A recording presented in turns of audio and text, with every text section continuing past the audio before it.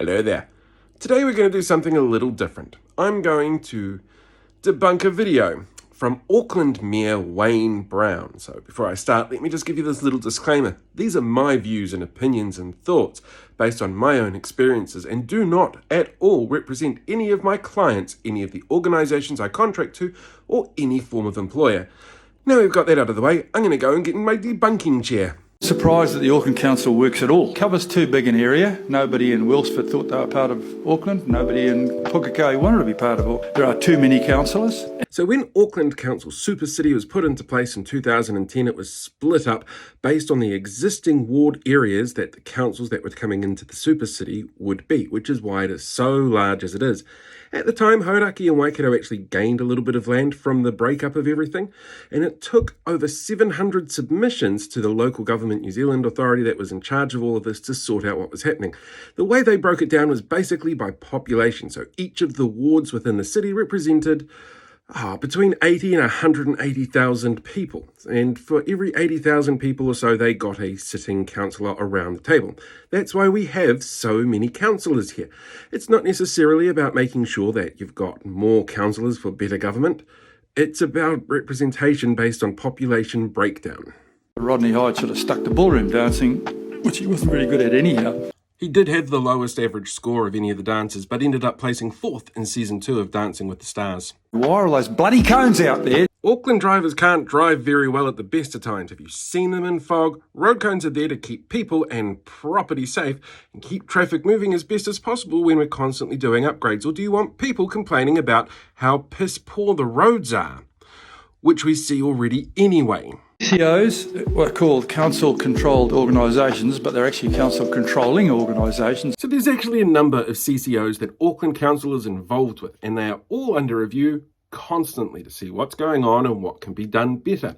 There are big ones like AT and Watercare, which, they're the ones the mayor gets angry at. And then there's little ones like the City Art Bureau or the Manukau Beautification Project. Things like that, which he probably also doesn't really like because they're about improving people's quality of life. Anyway, those boards have to, by law, be made up by at least 50% representatives put there by Auckland Council. So no, they're not telling the council what to do. The council has more say than anybody else on what goes on those boards. Including selling a very foolishly built film studio. You know the TV series Sweet Tooth that was filmed here? That brought in $66 million to the local economy. In fact, the film industry brings in as much to the local economy in this country as forestry. Those are two big problems. What have they got to do with light rail or another harbour bridge? Look, there's 1.7 million people living in Auckland. The Auckland Harbour Bridge has 170,000 crossings every single day, at a minimum.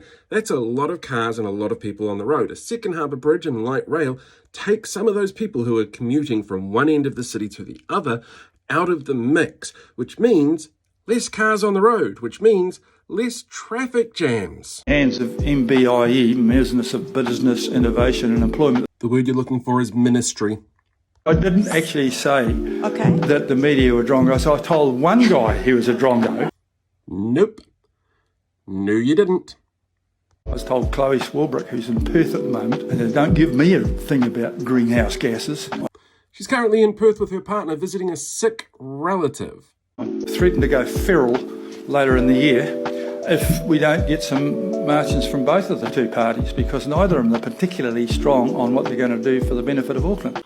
He doesn't like the main parties. He's definitely not a fan of the Greens. He's either going to endorse ACT or he's going to try, for some reason, couldn't tell you why, to get a dottery old politician who should have retired long ago and stepped away from public service into a role again by supporting somebody like New Zealand First. I figure he's probably got an affinity for them. And finally, let me just remind you, once again, you cannot get rid of an elected official once they're in power simply because you don't like them at a local body level.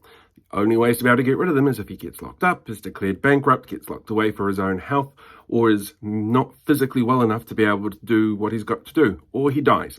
None of which I hope happens, because that's not a nice thing to happen to anybody. But next election, please make sure you vote.